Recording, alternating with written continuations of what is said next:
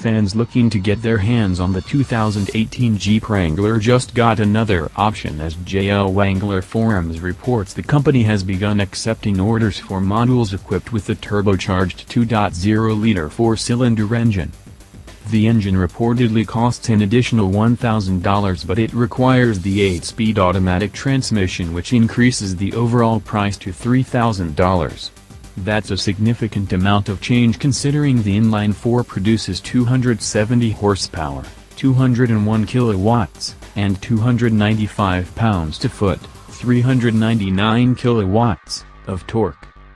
This means the engine has less horsepower than the standard 3.6-liter Pentastar V6, which develops 285 horsepower, 212 kilowatts, and 260 pounds-to-foot, 352 Newton-meters, of torque.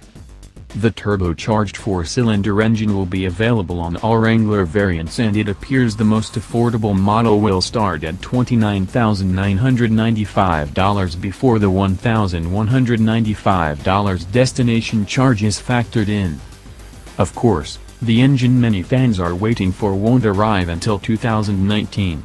The 3.0-liter eco-diesel V6 is slated to produce 260 horsepower, 193 kilowatts, and 442 pounds-to-foot, 598 Newton-meters, of torque. It will be paired to an 8-speed automatic transmission and a 4-wheel drive system.